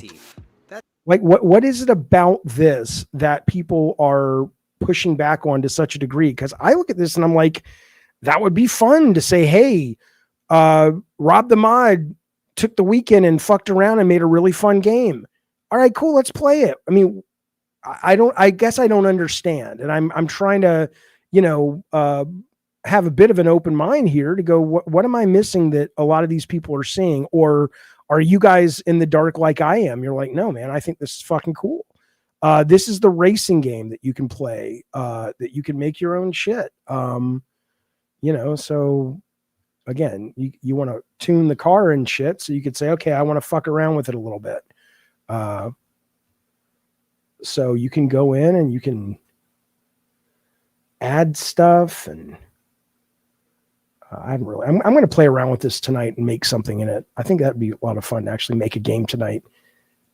Maybe I'll do it live, because I don't really know the tools. I haven't learned the tools, but no one's commenting. We have a bunch of people watching, so maybe you guys all agree. Maybe you're like, yeah, Jaffe, I don't see what the problem is. I think this shit's cool. Okay. Because if you go to where I got this from, look at some of these comments. Yeah, give you some rockets. I'll look at it. Rathizzle joined. I'll bring you in a second, Rathizzle. Barely says that's going to look like Twisted tomorrow. Blue Gamer says, I don't know why there's pushback. Gertzman on his latest podcast called people wanting to utilize AI beyond generating text idiots. It would be bad if you made something awesome with this and EA takes it from you and you make no money. Sure, of course, but then you just don't do it on EA's platform. That's why Roblox is, competition exists for somebody to rise up and go, hey, you're not paying these guys enough. We'll give them a bigger cut, right? I mean, that'll work itself out. Why do you think Keely's such a Sony shill, says Addy Pie. Addy Pie, do me a favor and give me the link to the PS Pro thing that was pissing off a lot of people. Because I don't know, I know what you're talking about, but I didn't see the actual tweet, so I can't really speak to it. But look at this. Ben does the vomiting. Another day spent glazing bad company making decisions. Disgusting. You don't really know why you are failing. If it were that simple, why do we need a game business at all? It would be a question right. But that is a good point. But it's a point that the movie industry has had to ask. When it takes a big event movie like Deadpool Wolverine to get people into theaters, because what they're seeing on YouTube, which is basically become what a lot of people watch on television now, more than almost every other streaming service, except like I think Netflix and Disney Plus. It's a great question. If people are like, holy shit, this is good enough for most people. This guy Theo is asking the right questions. I can't wait for this venture to sink into the dark. If you had a shred of dignity, you'd be vocally against this. Why? Oh, amazing. It's just getting started. All right, here is good sir Arathizzle. Can you shed some light, Arathizzle, on why is it people, or perhaps even you, find this problematic? Soulless. What does that mean? Soulless. It's generated by code and already existing assets and already existing elements, and they're and when you put them all together, they're soulless. An endless derivative reduces to zero. It's completely soulless, and you'll see. I encourage you, go ahead and make a game in this tool, and you see. Point me to one that's not soulless. I watched a video this morning. Well, before you do that, define, so we know what you're talking about. Define a game that has soul, that doesn't come from the story or narrative, but comes from the game itself, because that's what they're showing. The music, it's the art, it's the characters, it's the gameplay. It's well, wait a minute. Wait a minute, though. What you're looking at here, though, is just the gameplay, right? So in that, because they're prototyping gameplay. Mm-hmm. So in that, they're not prototyping gameplay, though. They're restricted by what the tool can give them, which is derivative of stuff that's already in the tool. Okay, but what I'm restricted. But so every game I've ever worked on professionally, I was restricted. I was restricted by budget. I was restricted by politics. I was restricted by what the artist did and didn't want to draw. Why? Why were you restricted? Well, because Sony only wanted to spend X million on this idea versus that So idea. go to someone besides Sony. Okay, or Sony wanted to do it, but the artist wanted to draw this instead of that. So instead And of that's that, where the soul comes in, because you had to work with, and I've seen you post videos on this, and I think it's awesome that you thank your teams. sure. And that's where the soul came from, is the collaborative effort of human beings together to create something. And that's where the soul is injected. But don't you not think that's by just a cool romantic way of looking at things that clearly nobody No, definitely really? not. No. I mean, No, I've lived on this earth long enough to know that I would never fall in love with a machine, ever. what, I would no one's never asking wanna you to re- fall in love with I a don't want to machine. replace. Well, this is what I'm talking about with the soul. Is I don't want a machine to replace the elements of soul that I get from other human beings. I don't want a machine to replace human beings. And part of games are human elements. They're things like, I can relate to this because I'm playing with someone else, or I can relate to this because me and my friends played it, and so we talk about it. I Okay. want to give an example of a video that I watched this morning. Yeah, give it to me. Oh, sorry. No, give it to me. Oh yeah. Let me fix that. Hang on. God damn this bullshit. Hang on. It was. Yeah. Okay, try that. Echoing now, or it's okay. I think it's good. Okay, go ahead. I watched a video of a story that was written by AI and narrated by AI. Mhm. And it was so soulless in the fact that it was just, you could tell.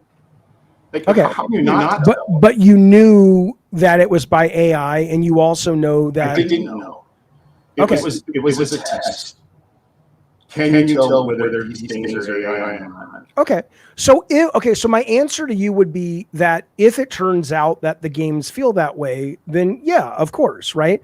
But like, look at this. Now, I was very pleased and excited to learn that this game, which is one of my favorite arcade games, which is Time Pilot, was made by and programmed by the exact same person who made another one of my, I spelled it wrong, another one of my favorite arcade games, which is Gyrus, right? And one of the things I love about both games is how the vehicles control in these games, right?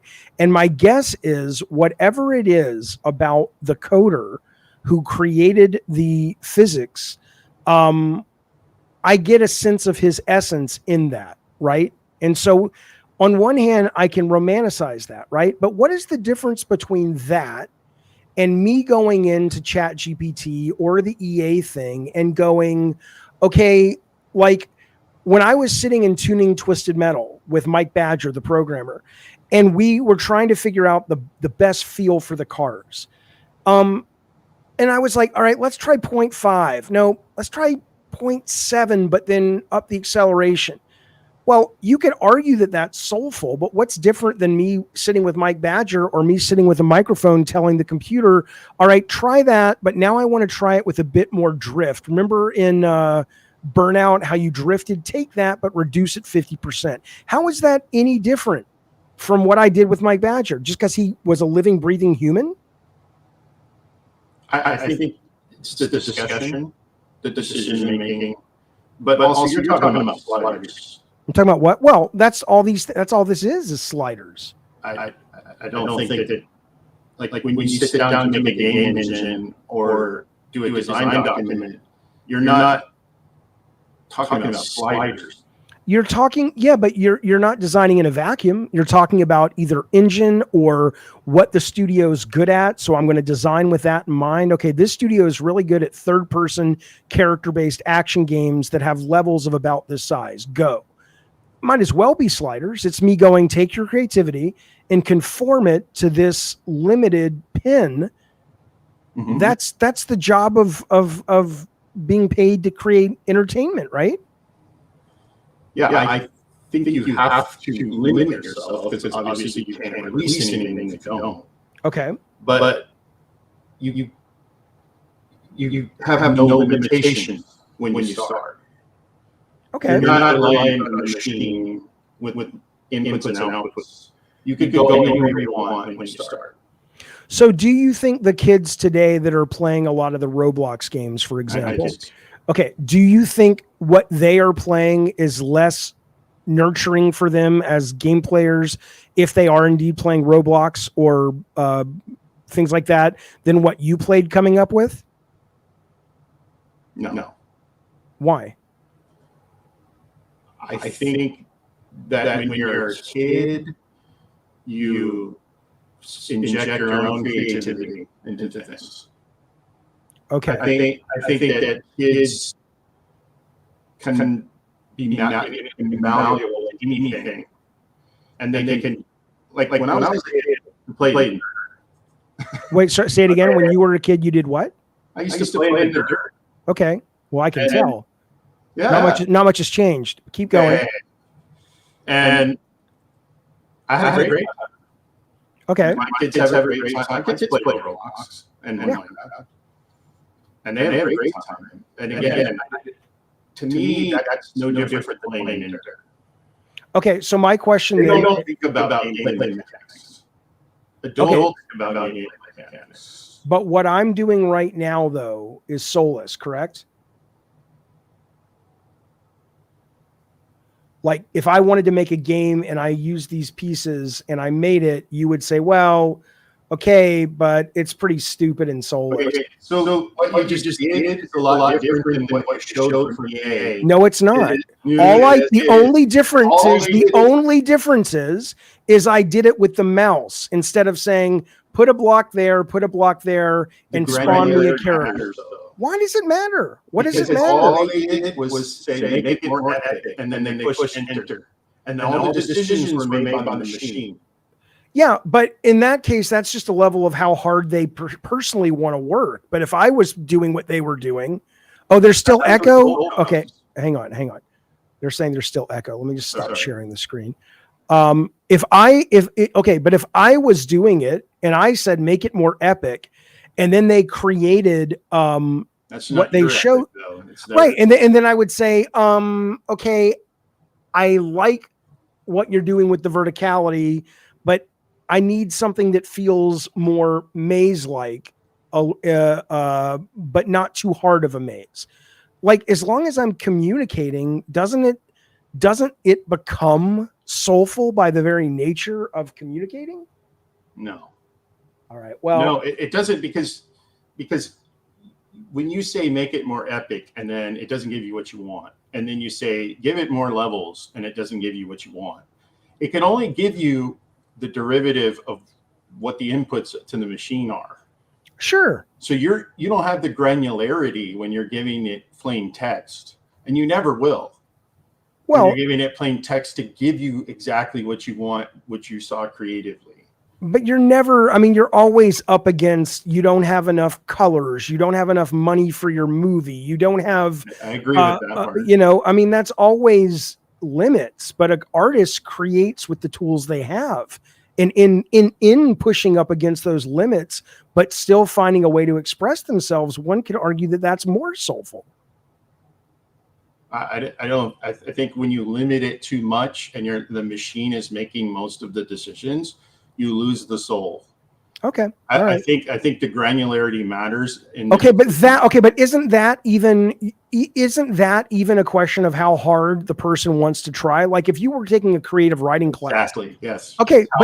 Someone tries. Okay, right. But if you were taking a creative writing class and you went home for your assignment and pretty much just copied an Edgar Allan Poe story, but you made it in modern times. Yep. And I went home and I was like, let me invent brand new characters, brand new scenarios, blah, blah, blah. We're still using pen and paper to write a story. It's just how much you want to put into it. Why does that not apply to something like this? It absolutely does. What you just said is exactly what my point is. Okay, so you're not bitching about the tool that EA was showing then. You were bitching more about the scenario where the guy just says, make it more epic. Right. Well, okay, sure, but that's, I mean, that I may be able to make a better game than them, because while I might start with make it more epic, I might have 1,000 other commands after it because I want to whittle it down to what I see in my head. So I'm okay with the tool, by the way. problem. If it's a starting point, I'm okay with it. But Okay. I still want the tool to be granular enough. And I don't think you'll see anybody making anything with just the tool at that base level you showed that will be anything good. I think it has to have some granularity to it that will push it beyond whatever the tool is inputted to output. Answer this question real quick. I'll let you go. This is from Mutant Mo. Tell me if you agree with this. He says, these people who are upset are pissed that you're taking away their ability to gatekeep, and they yell skill and merit. And I'll add, they also yell, it's not art or it's soulless. Do you think there's some truth to that? No, absolutely not. I think anything that's worth something takes effort. I think when you remove the effort, no matter what tool is removing the effort, it hurts it. Do you think people who make the Roblox games that are really connecting with a big audience don't put effort into it? I could tell. Yeah, I can tell the games that are made in the Roblox engine that had effort versus the ones that didn't. I can absolutely tell. Well, can your kids tell, or do they play? Yes, they can tell. They play the modes that are popular, and the popularity of these modes, like the tower defense one in Roblox, for example, rose to the top because that creator put a ton of effort into it. Cool. So it sounds like, we actually agree on this, which is you're only as good as how you use the tools you're given and how much effort you put into it. But the tools themselves are fine. In fact, the tools themselves, I think as a starting point, what you showed from EA is totally fine. Like, make me a maze, and then that's a starting point. Maybe it sparks something, but I think the granularity of the effort involved needs to go beyond that. But if I say make me a maze and I'm walking through it, and then I say, okay, at this corner, and I tell the AI, let's walk through it together. Okay, stop. At this corner, I want to create a staircase going up, and I also want to have a lever behind the staircase that if you think to look behind the staircase, you find the lever, and if you pull it, it spawns a key, right? And it goes, okay, that's the work, right? I mean, that's a good thing. If the tool can do that, yeah. The tool can totally do that. This is like beginner baby shit. I'm telling you, I've already played with it on ChatGPT at 2D. It can do it. It'll do what you want. It's just a matter of, continuing to understand and parse the language better. But all right, Arathizzle, good to talk to you, buddy. I'll talk to you later, man. Later. There he goes, fellas, off into the evening.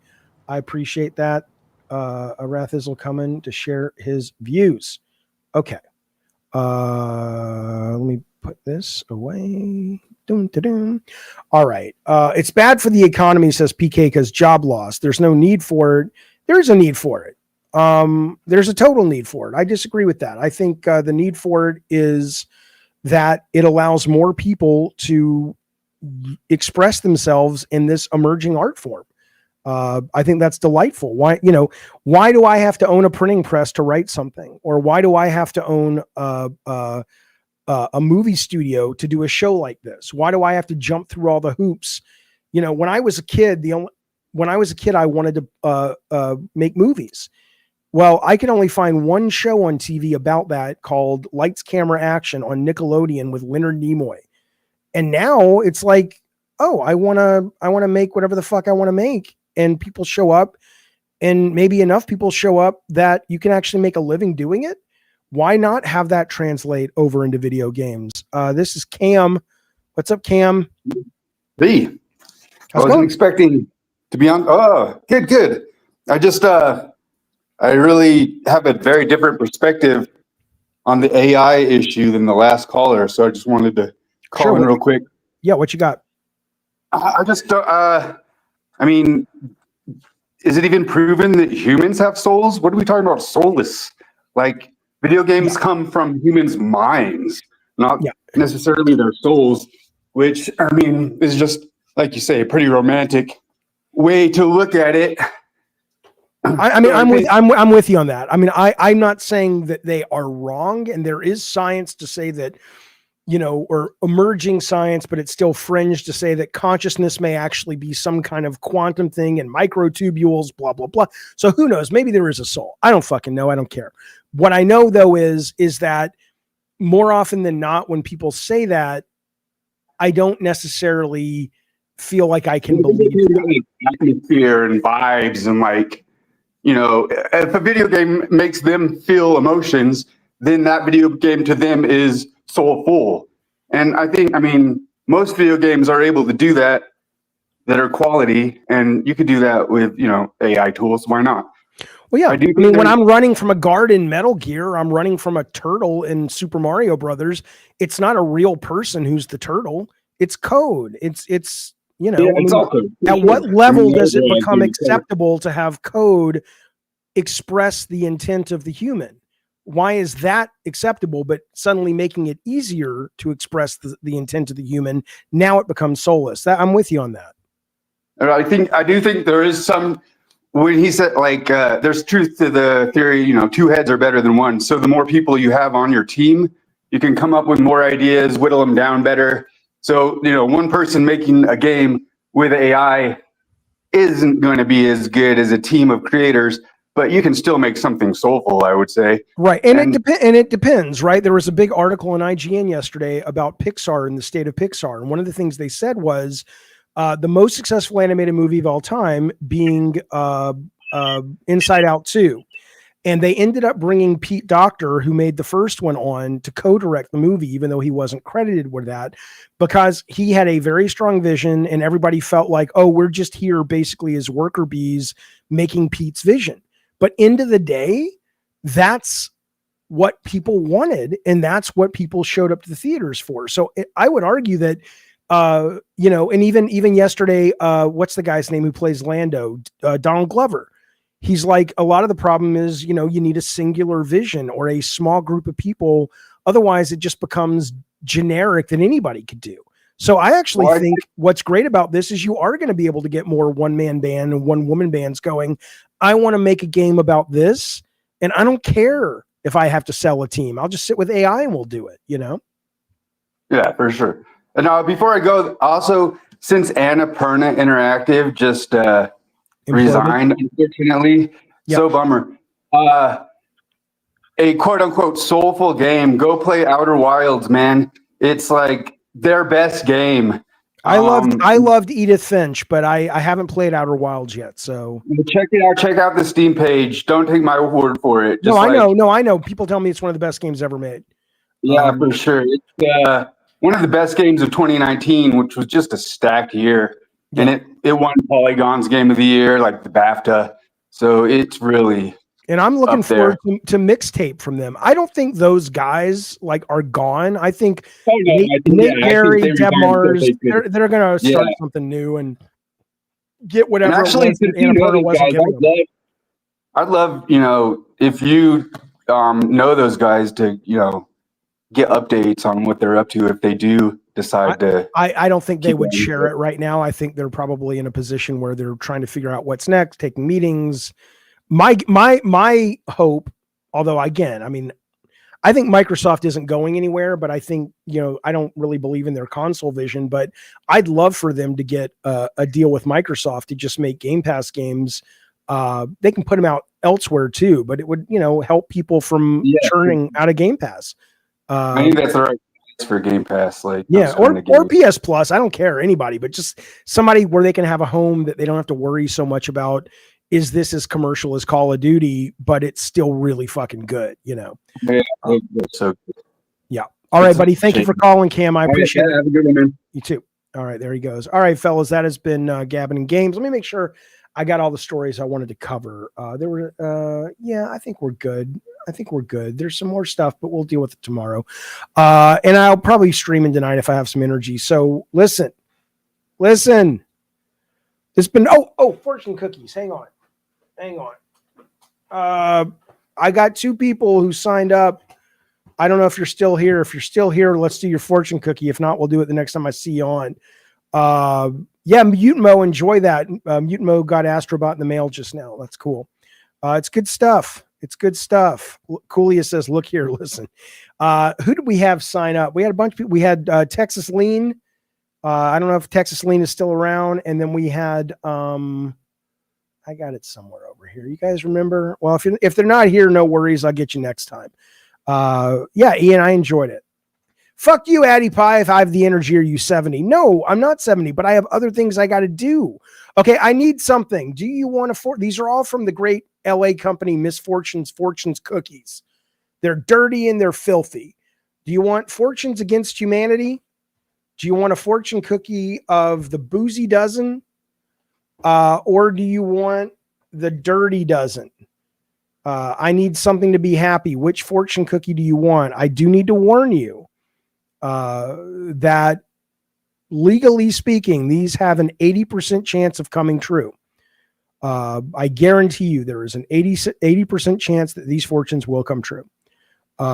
So which would you like? Dirty dozen? No, that's Coolius. I need something to choose. Fortunes, boozy, dirty dozen. He wants the dirty one. You got it, pal. And Texas Lean, we'll get you next time. If you've headed off, whatever, wherever one heads off to. All right, here we go, buddy. This goes out to I Need Something in the UK. I think you're in the UK. It's red. Here we go. Oh, baby, that was a good crack. Here's your fortune, sir. 80% chance this will happen to you. Your outfit defies convention.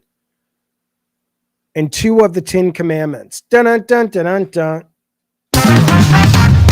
Boom, baby. Your outfit defies convention, meaning what you wear. And 2 of the 10 commandments. Not too bad. You're in France. Okay. Well, I won't hold it against you. Seriously, though, thank you, buddy. I appreciate you supporting the show. Super chats, thank you. Members, thank you, guys. Non-members, what the hell? You got rocks in your head? Consider a membership. If you were a member, you could have been watching the goddamn cockadoodie Plucky Squire. I'll be doing the next time I stream. I'll be doing members only stream for Space Marine or UFO 50. I don't know. There's so much coming out, man. Anyway, be well, be safe. Have a good rest of your evening, and thanks for hanging out, fellas. I do appreciate it. And I'll see you guys soon. Bye, everybody.